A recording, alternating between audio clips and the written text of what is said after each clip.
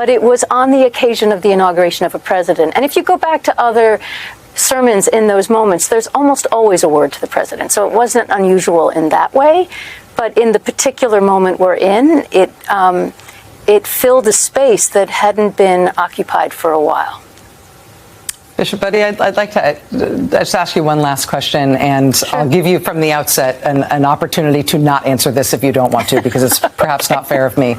Right. But we did get that nasty gram from the president in the middle of the night, in which he did insult you and demand an apology. Yeah. And I know I've seen remarks that you made today that you've received a lot of not just invective but threats, including death threats, over the course of today since that happened. And I would just ask if you wanted to respond either to the president or to the people who have wished you ill in response to this. There is not a promise Donald Trump has made or a value that he has claimed that he hasn't turned his back on. He promised on the campaign trail to lower cost and started his presidency doing the opposite by rescinding an executive order from President Biden that lowered cost of prescription drugs for those on Medicare and Medicaid. Tens of millions of Americans. Donald Trump threw it out the window. Donald Trump's promise to back the blue. Well, he started his presidency by pardoning 1,500 cop meeting January 6th insurrection, so that's out the window as well. And another value that Donald Trump has always turned his back on and never had is his Christian values. Quite the oxymoron there, but it's not just us who knows how ridiculous Donald Trump having Christian values sounds, because the Bishop of the National Cathedral, as we saw, called out Donald Trump to his face. And she just doubled down on that same call out in an interview with Rachel Maddow that is driving Donald Trump crazy. Yes, that same brave bishop called out Donald Trump again, and we are going to get into all of that in Trump's angry reaction. But before we do, if I can quickly ask you to leave a like on this video, and if you haven't already, and you enjoy our channel, to hit that subscribe button. It goes a long way, and it really means the world to me. Now let's check out this great interview, and then Donald Trump's angry reaction. They may not be citizens or have the proper documentation, but the vast majority of immigrants are not criminals. They pay taxes and are good neighbors. They are faithful members of our churches and mosques, synagogues, wadara, and temples. I ask you to have mercy, Mr. President, on those in our communities whose children fear that their parents will be taken away. That was the Episcopal Bishop of Washington yesterday at the National Cathedral, talking directly to the president, directly, eye to eye, about compassion, humility, kindness, honesty, honoring the inherent dignity of every person, talking to him about respect, about mercy. This is not his usual bailiwick. It is hers, though. Joining us now is the Right Reverend Marianne Edgar Buddy. She's the Episcopal Bishop of Washington, D.C. Bishop Buddy, I really appreciate you making the time. I know you have a lot of options where to be, and I appreciate you being here. It's great to be here. Thank you. What made you decide to make that appeal the way you did, to ask him for mercy in that way? Well, as you summarized so well, as I was thinking about at the end, toward the end of my preparation, the pillars of unity, it struck me that I was missing one, and that last one was mercy, to have mercy and compassion. And rather than state it in sweeping terms, I thought I would acknowledge to the president, that he had come to the highest office of the land, that he had millions of people had entrusted him with this power. And I wanted to make, as you heard, a plea, a request that he broaden his characterization of the people that are frightened now and are at risk of losing everything. And I thought that that would be the more respectful way to say it, and also to appeal to not only the president, but to all who might be listening, to appeal to what we know to be true about our immigrant neighbors, who they are, the kind of people that we're blessed to be among, and to remember them in our understanding of what it means to be America. Your opportunity in that moment to minister directly to the president is a very unique moment. I know that you've been the bishop in Washington for a long time, and you were there for his first inaugural as well.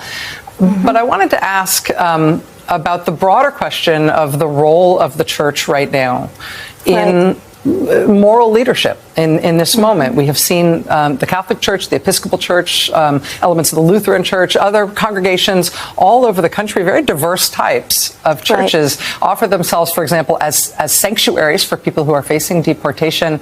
What do you see as the role of the church in helping lead the public and helping us understand what our moral responsibilities are right now? Right. That's a great question. I would say the first and primary role that we have is by example. To take the teachings of our faith, to welcome the stranger, to love as we've been loved, to be compassionate, and to live that out in real terms with real people in our communities. So that's foundational.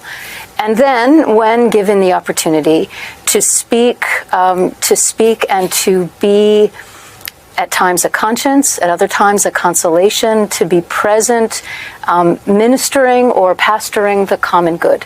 And so it takes many forms. It depends on the moment.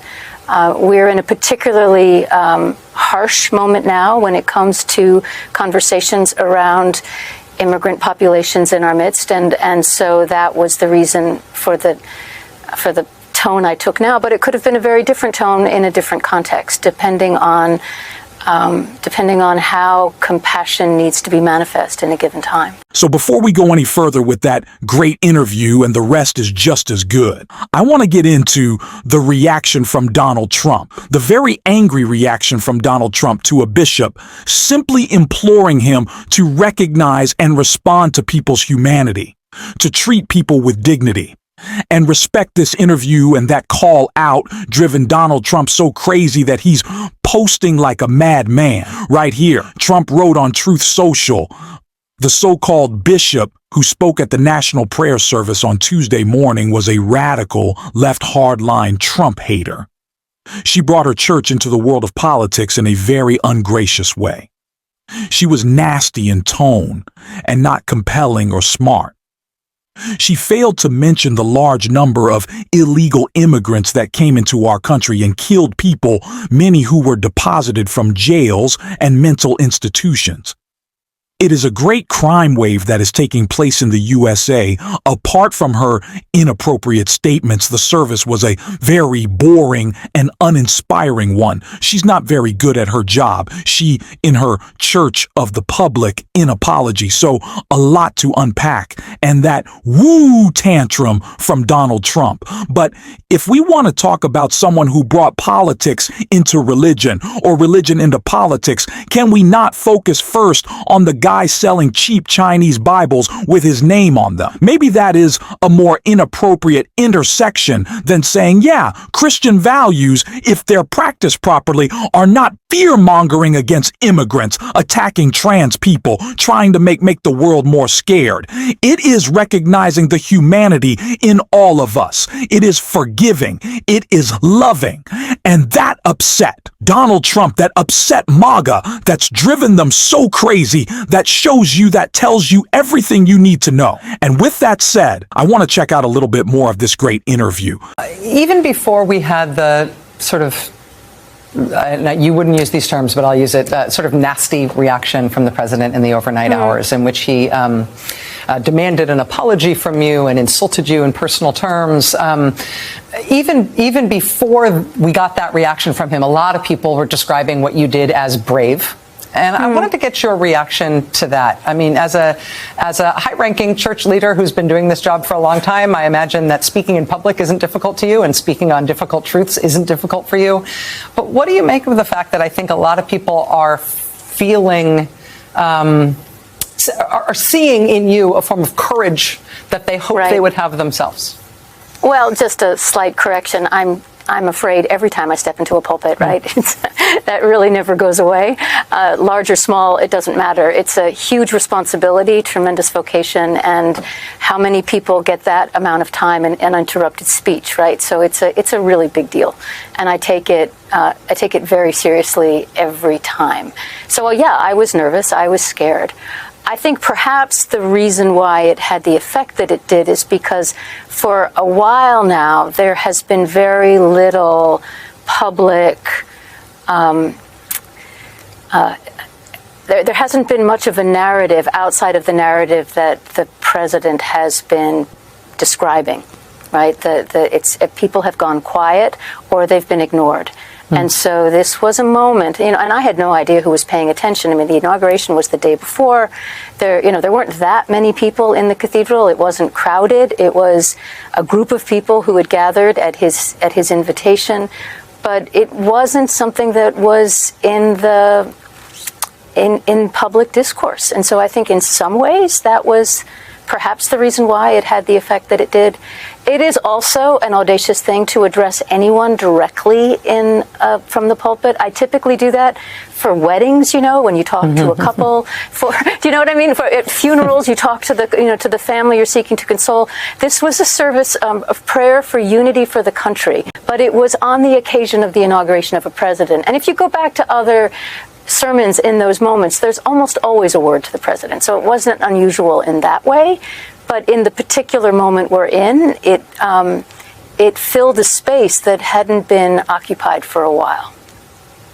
Bishop Buddy, I'd like to just ask you one last question, and sure. I'll give you from the outset an opportunity to not answer this if you don't want to, because it's perhaps not fair of me.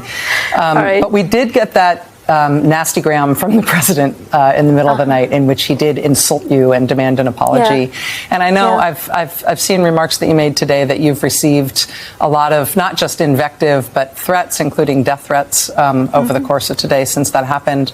And I would just ask if you wanted to respond either to the president or to the people who have wished you ill in response to this. Well, I've had people wish me dead. I'm not sure they've threatened to kill me, but they seem to be pleased if I met my eternal destiny sooner rather than later. And I would simply say I was trying actually to encourage a different kind of conversation, that you can certainly disagree with me, you can disagree what I've said or did, but could we as Americans and fellow children of God speak to one another with respect? I would offer the same to you. I would listen to your views and I would honor them, but we don't have to go to the highest extremes of contempt when we are in a position of disagreement. And I think if we could get that back as a country, we would go a long way in being able to work together to address the many problems that we face. Well, at its best, no matter your religious faith or lack thereof, the ministry is both teaching and leading. Yeah. And that, I think, is why you're having such a strong reaction from so many Americans to what you did yesterday. Sure. And I am sorry for the vitriol and the negative reaction that you've had from some quarters, but I hope you know that there's a lot on the other side of that as well. Thank you Reverend so much. Marianne Buddy, Bishop of the Episcopal Diocese of Washington, D.C. It's an honor to have you here. Come back anytime. An incredibly brave bishop, a message that Donald Trump needed, but in one year out the other. But I'm glad that message was delivered, and it is a message we're going to continue to talk about on this show every single day. And if you want to support that, as always, you can hit that subscribe button. You can leave a like on this video. And if you stuck around to the end, drop a blue heart in the comments. And until next time, I'll see you soon.